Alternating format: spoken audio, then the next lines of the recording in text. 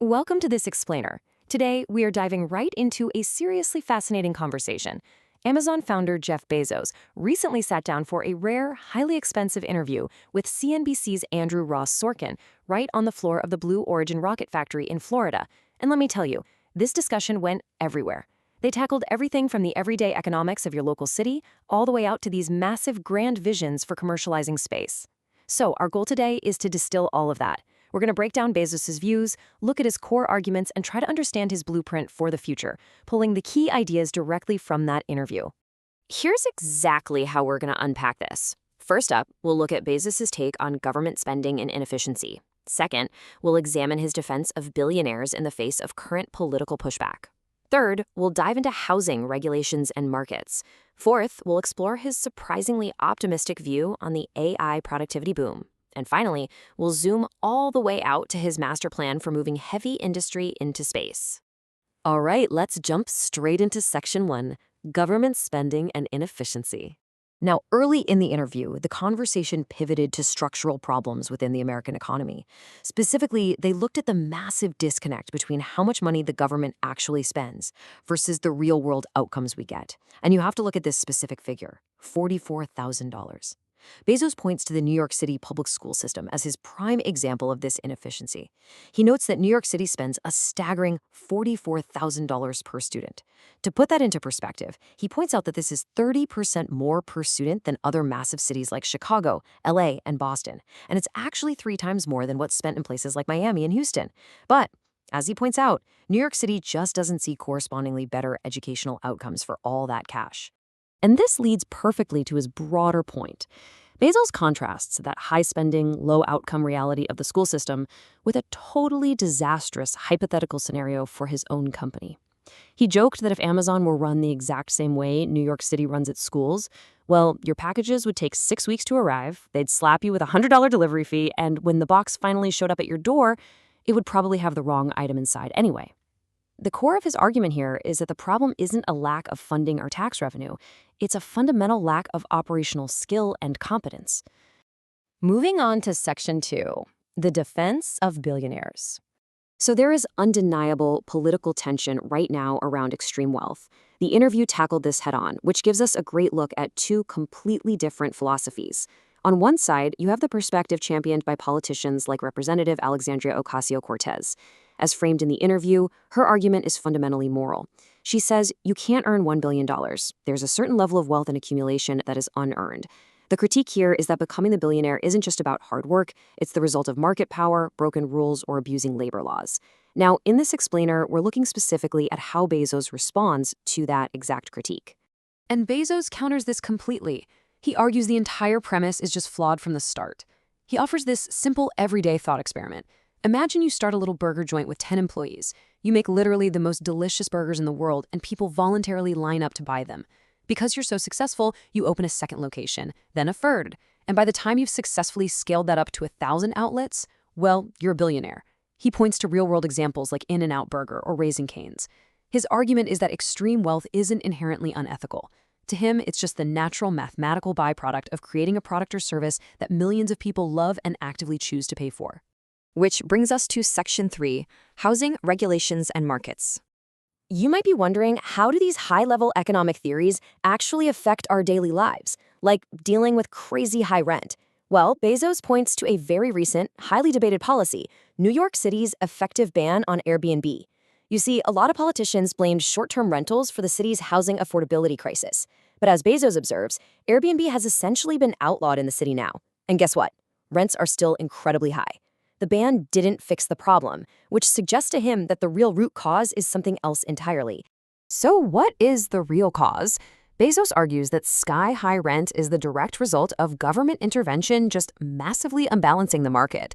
On the one hand, government policy actually subsidizes demand through various tax policies, but on the exact same time, it aggressively chokes off the supply through incredibly strict zoning laws and agonizing permitting processes. I mean, it can literally take years just to get the legal permission to build new housing. In basic economics, if you artificially pump up demand while simultaneously constraining supply, prices have absolutely nowhere to go but up. He views this whole housing crisis not as a failure of capitalism, but as a fixable, operational skill issue within local government. All right, let's shift gears to Section 4, the AI productivity boom. This is the question on absolutely everyone's mind right now. Will AI eliminate our jobs? The anxiety out there is so real. During the interview, Sorkin brought up a story about former Google CEO Eric Schmidt. Schmidt recently gave a commencement address, and the graduating students actually booed him every single time he mentioned AI. They were literally that terrified for their future careers in fields like software engineering and radiology. But Bezos, he completely rejects this kind of digital doomsaying. He believes that the people predicting mass human obsolescence are just flat out wrong. To explain his view, he uses this brilliant analogy. He says introducing AI to a worker, like, say, a software engineer, isn't replacing them, it's up-leveling them. Imagine you've been painstakingly digging out a basement for a house using a hand shovel. It's slow, back-breaking work. Then suddenly, someone hands you the keys to a bulldozer. The core job, identifying the problems and figuring out the actual solutions, that stays uniquely human. AI is simply the bulldozer that makes your execution infinitely faster. And because of this massive bulldozer effect, Bezos predicts some huge macroeconomic shifts. First off, immense productivity gains. Second, and this is wild, he predicts this will actually lead to a labor shortage, not mass unemployment.